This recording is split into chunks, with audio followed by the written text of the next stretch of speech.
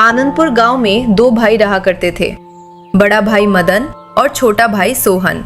बहुत साल पहले ही इनके माता पिता का देहांत हो चुका था। मदन उस गांव का बहुत ही धनवान व्यक्ति था, जबकि उसका छोटा भाई सोहन बहुत ही गरीब था। सोहन दिन भर अपने खेत में मजदूरी करके अपना घर चलाता था। माता पिता के गुजरने के बाद मदन ने बड़ी ही चालाकी से सारा धन और सारी जमीन हड़प ली थी और सोहन को बस एक छोटी सी जमीन दे दी थी। मदन बहुत ही लालची आदमी था। अब उसकी नजर सोहन की उपजाऊ जमीन पर थी। सोहन ने उसी जमीन की बदौलत अपने बेटे आर्यन को शहर पढ़ने भेजा था।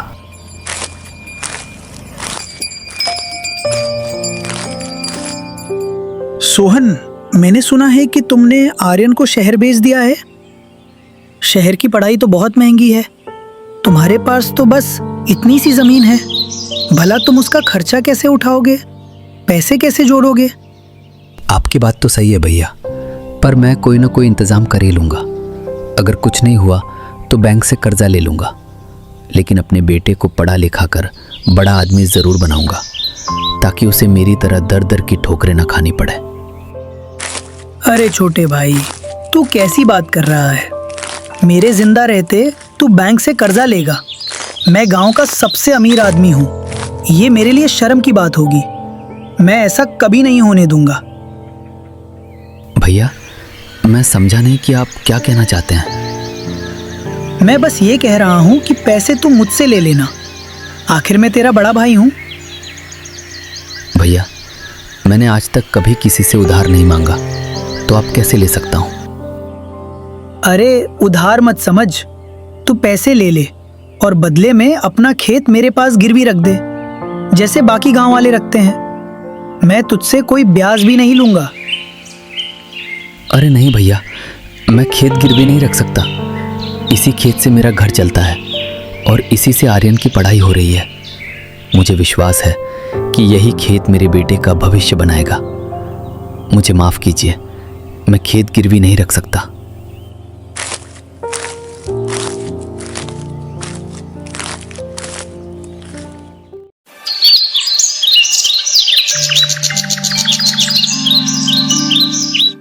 सोहन की बात सुनकर मदन को बहुत गुस्सा आया। वो कई दिनों तक जमीन हड़पने की तरकीब सोचता रहा। आखिर उसे एक शैतानी विचार आया और वो फिर सोहन के पास पहुंचा। भाई सोहन, तेरी खुददारी देखकर मुझे गर्व हुआ, लेकिन बड़े भाई के नाते मेरा मन नहीं मान रहा। देख, अगर तू जमीन गिरवी नहीं रखना चाहता तो मत रख। एक काम कर, गांव के दूसरी तरफ मेरी जो जमीन है वो तेरी जमीन से 4 गुना बड़ी है। तो कुछ दिन वहां खेती कर, तुझे बहुत मुनाफा होगा और आर्यन की फीस भी निकल आएगी। तब तक तेरी छोटी जमीन मेरे पास रहेगी। जब तुझे लगे कि तुझे अपनी जमीन वापस चाहिए, हम फिर से बदल लेंगे।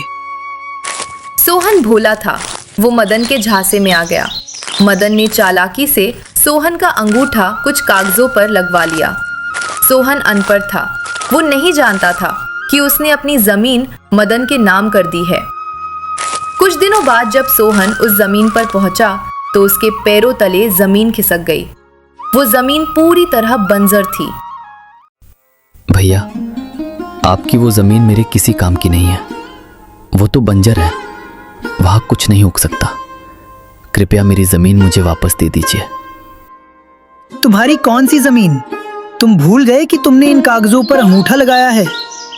अब ये जमीन कानूनी तौर पर मेरी है। तुमने खुद अपनी मर्जी से जमीन बदली थी। चलो अब भागो यहाँ से। सोहन उदास हो गया। वो अपने बेटे की फीस नहीं भेज पा रहा था। उसकी पत्नी राधा ने जब उसे परेशान देखा तो सारा माजरा पूछा। अच्छा, तो मदन भैया ने फिर से आपके साथ धोखा किया। वो हमेशा से आपका हक मारते आए हैं, पर इस बार मैं ऐसा नहीं होने दूंगी। सुनिए, आप परेशान मत होइए। मेरे पास एक तरकीब है। जैसा मैं कहती हूँ वैसा ही कीजिए। अगले दिन सोहन उस बंजर जमीन पर गया और कुछ देर बाद एक मटका लेकर चिल्लाते हुए गांव वापस आया। मटके में उसने पीतल के नकली सिक्के भरे थे अरे सोहन भाई, इतने खुश क्यों हो? क्या लॉटरी लग गई है? भैया, लॉटरी नहीं, खजाना मिल गया है। हमारी तो किस्मत चमक गई। देखो, ये सोने के सिक्के मुझे उस बंजर जमीन से मिले हैं। मैं जहां खुदाई कर रहा हूं, वहीं से सिक्के निकल रहे हैं। अब हमारे गरीबी के दिन खत्म। खजाना? पर वो तो बंजर जमीन है। अरे भैया, बंजर जमीन पर ही तो खजाना मिलता है, क्योंकि उसे कोई छूता नहीं। अब तो मैं बहुत अमीर हो जाऊंगा। अभी जाता हूं, बहुत खुदाई बाकी है। ये खबर आग की तरह फैली और मदन के कानों तक पहुंची। मदन लालच में पागल हो गया। अरे ये मैंने क्या कर दिया? काश मैंने पहले खुदाई की होती। वो खजाना तो मेरा होना चाहिए। मुझे वो जमीन वापस लेनी ही होगी। अगले दिन मदन सोहन के घर जाता है। छोटे भाई सोहन, मुझे रात भर नींद नहीं आई। मुझे लगा कि मैंने तेरे साथ गलत किया। तू अपनी जमीन वापस ले ले और मुझे मेरी बंजर जमीन वापस दे दे। पर भैया, आपने ही तो कहा था कि अब वो जमीन आपकी है और कागजों पर मेरा अंगूठा भी है। वो तो बंजर है, आप उसका क्या करेंगे? अरे मैं तो मजाक कर रहा था। मैं चाहता था कि तू मेहनत करना सीखे। ये ले कागज और मुझे मेरी जमीन वापस दे दे। ठीक है भैया, आप बड़े हैं, लेकिन इस बार काम लिखित में होगा और मेरी एक शर्त है। आपको अपनी जमीन वापस लेने के लिए मुझे उस जमीन की कीमत का 2 गुना पैसा देना होगा। मुझे मंजूर है, बस तू मुझे मेरी जमीन वापस दे दे। मदन ने तुरंत सोहन को उसकी जमीन वापस की और साथ ही भारी रकम भी दी। मदन भागता हुआ उस बंजर खेत में गया और दिन रात खुदाई शुरू कर दी। पूरा दिन बीत गया, एक सिक्का भी नहीं मिला। हे भगवान, ये क्या हुआ?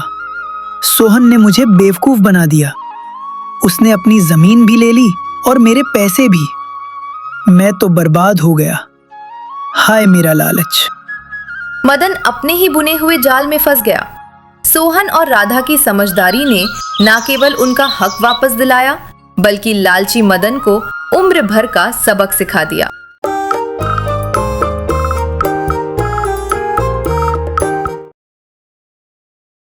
वो रहा, चल आ गए, वो रही परी भी।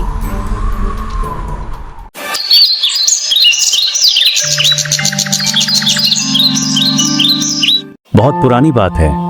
इंसानों की बस्ती से बहुत दूर था ताल ईश्वरी राज्य, और उस राज्य पर एक चुड़ैल का राज था। चुड़ैल की 2 बेटियां और एक बेटा था, माला, चाला और काला। राज्य में तब सावन का महीना चल रहा था। ओ माँ, और कितनी देर इंतजार करना पड़ेगा? फिर से ताड़ के बड़े मालपुआ पकोड़ा खाने को मिलेंगे। अभी जाती हूँ। उफ। अरे रुक रुक, अभ्यास तो कर रही हूँ, होते ही मिलेगा। ये काला कहाँ है रे? वो देखो, सारी ताड़ की खीर अकेले ही खत्म कर रहा है। ओह माँ, ताड़ की खीर क्या बनी है माँ? यही सही समय है। जा जा, किसी एक को पकड़ कर ले आ काला। जा रहा हूँ। इसके बाद काला एक इंसान के बच्चे को उठाकर लाता है और चुड़ैल को देता है। जाओ बच्चे, तुम मरकर मेरे स्पेशल ताड़ के बड़े बनाओ। माँ, वो तो मर गया। अब हम किसके साथ खेलेंगे? धत, तुम हर बार ऐसा ही करती हो, अच्छा नहीं लगता। अरे अरे, फिर से नया शिकार आएगा, बस इंतजार कर।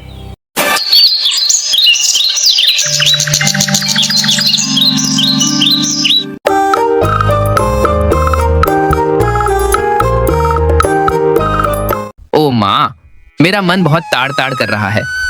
माँ, ताड़ के बड़े और ताड़ की खीर खाने का मन कर रहा है। बेटा, जानती हो, बाजार में एक ताड़ 100 रुपए का है। क्या उतनी हैसियत है हमारी? माँ, वो जो ताड़ का जंगल है, सुना है वहाँ बहुत सारे ताड़ होते हैं। खबरदार खबरदार, बिल्कुल भी उस रास्ते पर कदम मत रखना। तुम्हारे उस बागान में वो रहते हैं। कौन माँ? वो बात मुंह से नहीं लेते बेटा। जा, अब जंगल से लकड़ी ले आ जा। इसके बाद दोनों भाई जंगल के अंदर लकड़ी लाने चले जाते हैं। थोड़ी देर चलते ही उन्हें एक गंध आती है। ए जॉनी, गंध आ रही है क्या? हाँ, पूरी ताड़ के जलने की गंध है। अरे चल तो। रॉकी और जॉनी उस गंध को सूंघते सूंघते हवा में तैरते हुए जाते रहते हैं और एक जोड़े ताड़ के पेड़ के सामने पहुंचते हैं। ये देख जॉनी, गंध यहाँ से आ रही है, इस बड़े ताड़ के पेड़ से। चल रॉकी, घर लेकर जाएंगे, माँ को देंगे। हाँ हाँ, ऐसा ही करते हैं, चल, माँ बहुत खुश होगी। रॉकी जैसे ही ताड़ को पकड़ता है तभी चारों ओर कांप उठता है और दोनों ताड़ के अंदर प्रवेश कर जाते हैं।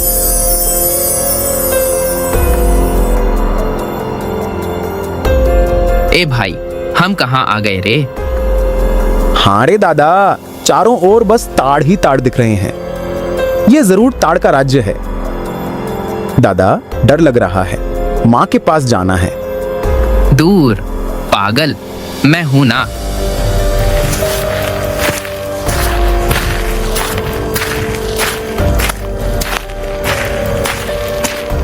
वो देख दादा, हमारी तरह इंसान पेट पर बोरे भरकर क्या क्या ले जा रहे हैं।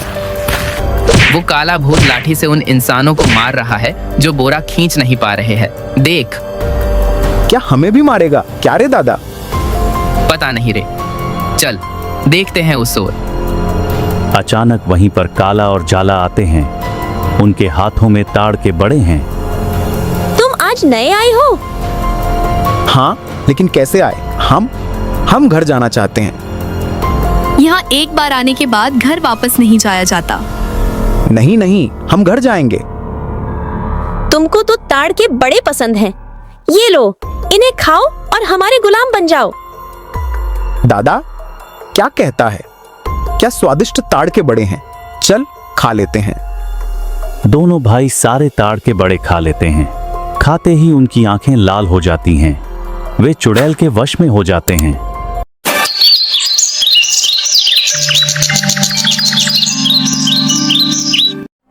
अरे ओ आकाश, तारा, कहाँ हो तुम? घर में हो क्या? बाहर आओ रे तारा, आकाश।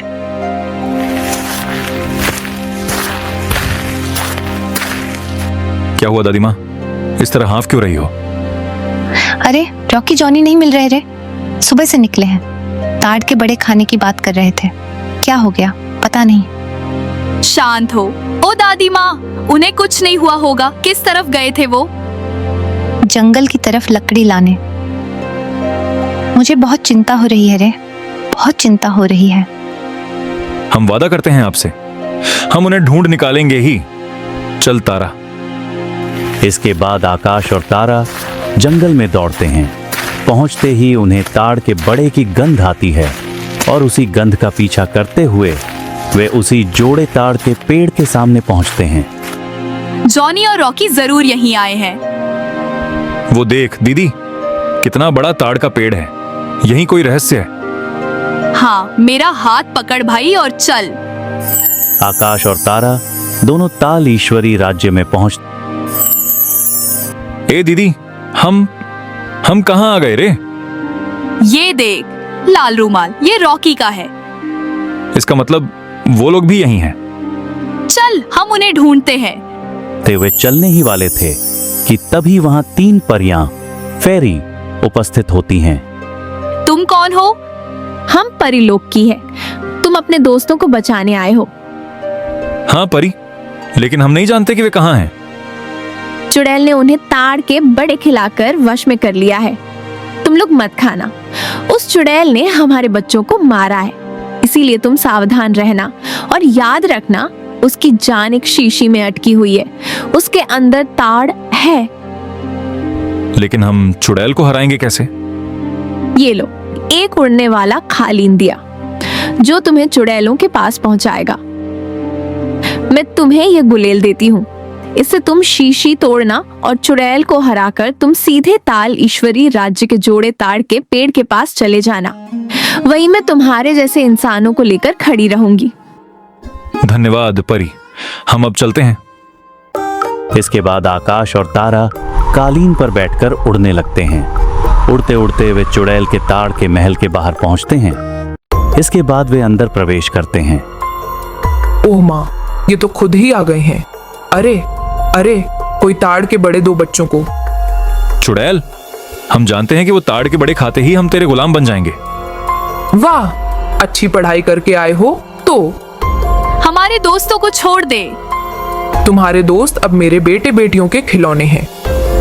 वो देख, वो देख, वो रहा भाई, वो देख, चुड़ैल के बगल में रखी हुई वो शीशी।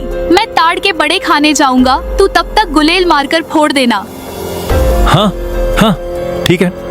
मैं तुम्हारे ताड़ के बड़े खाऊंगा। बाबा, इनको ताड़ के बड़े दो। जैसे ही तारा ने कदम बढ़ाया, वैसे ही आकाश ने गुलेल निकालकर शीशी की ओर पत्थर मारकर उसे तोड़ दिया और शीशी टूट गई। ये क्या किया रे लड़के?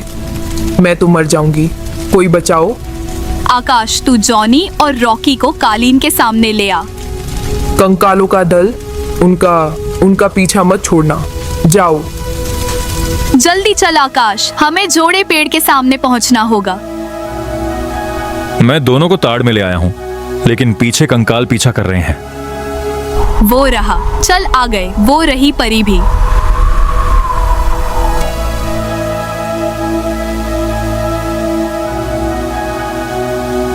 तुम लोग चले जाओ यहाँ से जल्दी। लेकिन कंकाल? उन्हें हम देखते हैं, फिर आना तुम लोग। धन्यवाद तुम्हें परी। धन्यवाद तुम्हें परी।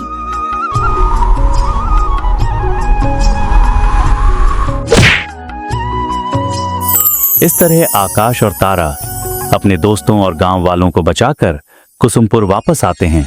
सुबह होते ही आकाश द्वारा लाए गए ताड़ से जॉनी और रॉकी की माँ ताड़ के बड़े ताड़ की खीर सब कुछ तैयार करती है और सारे बच्चे इस सावन महीने में ताड़ खाकर ताड़ का उत्सव मनाते हैं।